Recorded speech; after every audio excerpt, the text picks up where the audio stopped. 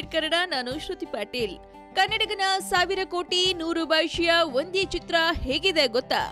ಹೌದು, ಭಾರತದ ಅತಿ ದೊಡ್ಡ ಸಿನಿಮಾವಾಗಲಿರೋ ದ ಮಹಾಭಾರತಕ್ಕೆ UAE ಮೂಲದ ಕನ್ನಡಿಗ ಉದ್ಯಮಿ BR ಶೆಟ್ಟಿ 1000 ಕೋಟಿ ರು ಹೂಡಿಕೆ ಮಾಡಲಿದ್ದಾರೆ. ಈ ಬೃಹತ್ ಸಿನಿಮಾವನ್ನ ಜಾಹೀರಾತು ಸಿನಿಮಾಗಳ ನಿರ್ದೇಶಕ VA ಶ್ರೀಕುಮಾರ್ ನಿರ್ದೇಶನ ಮಾಡ್ತಿದ್ದಾರೆ. ಇದು 2 ಭಾಗಗಳಾಗಿ ಮೂಡಿ ಬರಲಿದ್ದು ಸೆಪ್ಟೆಂಬರ್ 2018ರಲ್ಲಿ ಚಿತ್ರೀಕರಣ ಪ್ರಾರಂಭವಾಗಲಿದೆ ಮತ್ತು 2020ರ ಆರಂಭದಲ್ಲಿ ಬಿಡುಗಡೆಯಾಗಲಿದೆ. ಎರಡನೇ ಭಾಗ ಮೊದಲನೇ ಭಾಗ ಬಿಡುಗಡೆಯಾದ 90 ದಿನಗಳ ನಂತರ ಬಿಡುಗಡೆಯಾಗಲಿದೆ.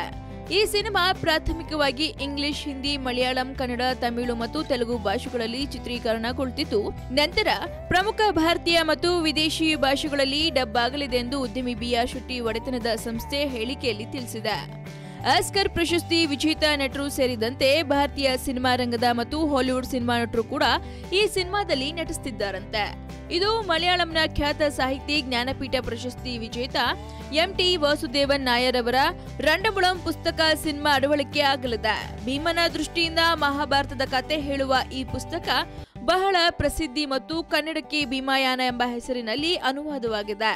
ಸಿನಿಮಾಗೆ ATV ಅವರೇ ಸ್ಕ್ರೀನ್ ಪ್ಲೇ ಬರೆಯಲಿದ್ದಾರೆ.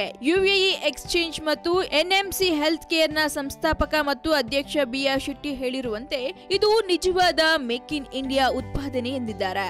ಇದು 100 ಭಾಷೆಗಳಲ್ಲಿ ಮೂಡಿ ಬರಲಿದೆ ಎಂದು ನನಗೆ ಭರವಸೆ ಇದೆ ಮತ್ತು ಇದು ವಿಶ್ವಾದ್ಯಂತ 3 ಬಿಲಿಯನ್ ಜನರಿಗೆ ತಲುಪಲಿದೆ ಎಂದು ಶೆಟ್ಟಿ ಹೇಳಿರುವುದಾಗಿ ಪತ್ರಿಕೆ ಹೇಳಿಕೆ ತಿಳಿಸಿದೆ. ಮಲಯಾಳಂನ ಖ್ಯಾತ ನಟ ಮೋಹನ್ ಲಾಲ್ ಕೂಡ ಈ ಸಿನಿಮಾದಲ್ಲಿ ನಟಿಸಲಿದ್ದಾರೆ ಎನ್ನಲಾಗ್ತದೆ. ಒಟ್ಟಾರೆ ಇದೇ ಮೊದಲ ಬಾರಿಗೆ 1000 ಕೋಟಿಯನ್ನ ವೆಚ್ಚ ಮಾಡಿ ಹೈ ಬಜೆಟ್ ಸಿನಿಮಾ ಮಾಡ್ತಿರೋ BR ಶೆಟ್ಟಿ ಅವರು ಒಟ್ಟು 100 ಭಾಷೆಗಳಲ್ಲಿ ಸಿನಿಮಾ ನಿರ್ಮಾಣ ಮಾಡುವುದಾಗಿ ತಿಳಿಸಿದ್ದಾರೆ. ಹಾಗಿದ್ರೆ ಈ ಹೊಸ ಮಹಾಭಾರತ ಐತಿಹಾಸಿಕ ಸಿನಿಮಾ ಹೇಗಿರುತ್ತೆ ನೋಡೋ ಕುತೂಹಲ ನಿಮ್ಗಿದ್ರೆ ಮಿಸ್ ಮಾಡದೆ ನೋಡ್ತಾ ಇರಿ ಫಿಲ್ಮಿ ಬೀಟ್ ಕನ್ನಡ. ಹಾಗೆ ವಿಡಿಯೋನ ಲೈಕ್ ಮಾಡಿ, ಶೇರ್ ಮಾಡಿ, ತಪ್ಪದೆ ಫಿಲ್ಮಿ ಬೀಟ್ಗೆ ಸಬ್ಸ್ಕ್ರೈಬ್ ಮಾಡಿ.